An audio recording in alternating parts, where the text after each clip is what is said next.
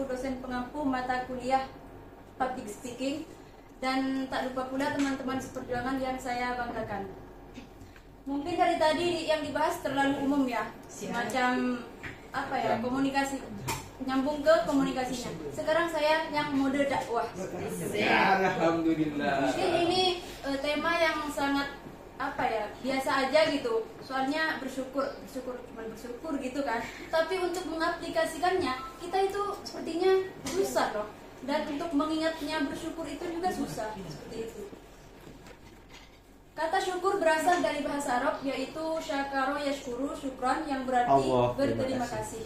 Sedangkan menurut istilah, syukur ialah memberikan pujian kepada Allah dengan cara taat kepadanya, tunduk dan berserah diri hanya kepada Allah Subhanahu wa taala, serta beramar ma'ruf nahi munkar.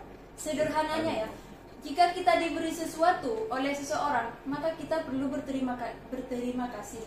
Sama seperti kita diberikan nikmat oleh Allah, kesehatan, itu kita perlu berterima kasih. Dengan cara apa? Dengan cara pujian. Pujiannya seperti apa? Berzikir dan ibadah yang lainnya, serta beramar ma'ruf nahi munkar, yaitu melakukan kebaikan dan mencegah kemungkaran, seperti itu. Macam-macam bersyukur. Sebelum itu, bagaimana cara kita bersyukur? Jika kita ingin bersyukur, jika kita ingin ingat bersyukur, maka kita jangan melihat ke atas, tapi melihatlah ke bawah. Ada apa di bawah? Bukan lantai, tapi tetapi di bawah kita masih banyak teman-teman yang seumuran kita yang ingin kuliah, tetapi tidak punya uang atau hal lainnya. Seperti itu. Maka kita bersyukurlah masih bisa diberi kesempatan untuk kuliah. Seperti halnya juga masih banyak anak-anak yang ingin mempunyai Android. Tetapi tidak punya uang. Maka kita bersyukurlah masih mempunyai Android meskipun bukan iPhone 14. Kemudian macam-macam bersyukur. Di sini ada 3 macam, yaitu syukur dengan hati. Apa itu syukur dengan hati? Yaitu menyadari sepenuhnya bahwa semua nikmat yang telah diperoleh yaitu semata-mata hanya dari Allah Subhanahu wa taala. Bersyukur dengan hati bisa mengantarkan manusia kepada kerelaan bahwa setiap anugerah itu diterima dengan dengan ketulusan hati, tidak mengeluh, tidak malu, tidak apalah pokoknya. Intinya rendah hati. Kemudian syukur dengan fisik dan perbuatan, yaitu syukur dengan fisik dan perbuatan itu yang bermanfaat pada diri sendiri maupun orang lain. Yang bermanfaat pada diri sendiri maupun orang lain itu seperti apa? Yaitu jika kita mempunyai harta yang melimpah, maka kita perlu mempersedekahkan kepada orang lain. Kan orang lain bermanfaat juga kepada orang lain. Seperti halnya mengundang anak yatim, membuat santunan, itu seperti itu. Kemudian yang ketiga adalah syukur dengan lisan. Ini hal yang paling mudah kita lakukan, tapi sepertinya sulit untuk dilakukan. Itu dengan syukur alhamdulillah, seperti itu. Dan kata-kata zikir lainnya. Kemudian manfaat bersyukur. Semakin kita memperbanyak bersyukur, maka kita akan mendapatkan feedback dari Tuhan. Apa itu feedbacknya? Yaitu manfaat bersyukur. Diampuni dosa-dosanya, pahalanya dilipat gandakan, disayang oleh Allah, dijanjikan surga oleh Allah, dijauhkan dari cobaan, hati jadi tenang. Enak kan kalau kita bersyukur? Ya. Kemudian ada macam-macam nikmat Allah yang perlu kita syukur, yaitu nikmat fitriyah. Apa itu nikmat fitriyah?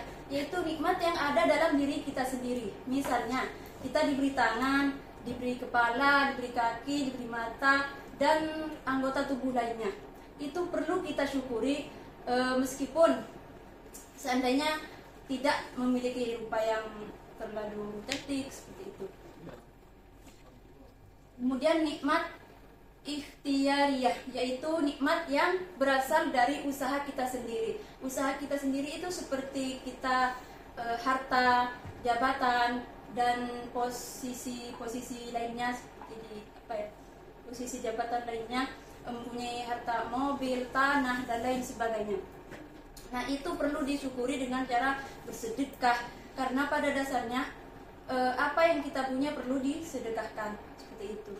Nah, jika mempunyai jabatan yang menjadi pemimpin, mempunyai jabatan yang tinggi, maka perlakukanlah jabatan tersebut dengan sebaik mungkin, karena suatu saat nanti akan dipertanggungjawabkan oleh dirinya sendiri di akhirat.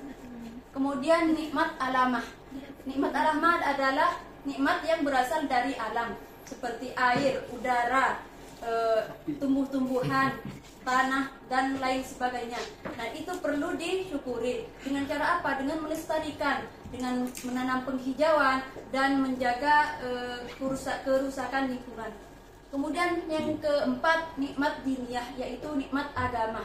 Bersyukurlah kita yang lahir dari rahim seorang muslimah. Bayangkan jika kita tidak lahir dari seorang muslimah, apa kita mungkin kita sudah menjadi orang kafir. Naudzubillah min dzalik. Ya Allah. Seperti contohnya itu di suku-suku pedalaman yang nggak pakai baju, yang cuma pakai apa gitu kan, pakai dari daun-daun. Naudzubillah. Maka kita perlu bersyukur itu dengan cara menjalankan perintah-perintah Allah dan menjauhi larangannya. Kemudian yang kelima yaitu nikmat ukhrawiyah, yaitu jika kita sudah menerima nikmat keempat tadi, maka dan kita mensyukurinya, maka kita akan mendapatkan nikmat ukhrawiyah, yaitu nikmat akhirat yang akan kita petik nanti di akhirat, seperti itu. Apa akibat dari kita yang tidak pandai bersyukur? Satu, mendapatkan azab dari Allah Subhanahu wa taala. Bagaimana? Karena jika kita mempunyai harta berlimpah, tidak pernah ingat kepada Allah, maka kita bisa saja tiba-tiba bangkrut, tiba-tiba ada kebakaran apa seperti itu. Maka mendapatkan itu namanya azab dari Allah. Hati tidak tenang ketika sudah kita bangkrut dan tidak bersyukur, maka kita tidak akan menjadi tenang. Mendapatkan dosa yang besar, pasti mendapatkan dosa yang besar karena menimbulkan sombong dan mudah marah. Jika hati kita sudah gelisah, tidak tenang, maka yang bisa terjadi adalah marah. Dalil tentang bersyukur. Di sini saya hanya mengambil dari surat Ar-Rahman. Bismillahirrahmanirrahim. Fa bi ayyi ala'i rabbikuma tukadziban. Yang artinya, maka nikmat Tuhan kamu yang manakah yang kamu dustakan? Ya Allah. Ayat seperti ini diulang sebanyak 33 kali atau tidak salah di surat Ar-Rahman. Menurut ilmu balaghah, maka nikmat Tuhan yang manakah yang kamu dustakan itu sebuah pertanyaan. Tetapi jika menurut ilmu balaghah, jangan dustakan nikmat Tuhanmu, seperti itu. Dan itu banyak dan dalil lainnya. Seperti juga afala tashkurun di dalam Al-Quran itu adalah apakah kamu sudah bersyukur? Itu sebenarnya kalau di ilmu balaghah ada itu namanya, saya lupa sebutannya, bersyukurlah kamu. Ini adalah faktor pendukung, sudah saya jelaskan. Sekian dan terima kasih. Mungkin hanya ini yang dapat saya sampaikan. Semoga tidak ada yang perlu dipertanyakan, karena saya hanya ingin bertanya, sudahkah Anda bersyukur?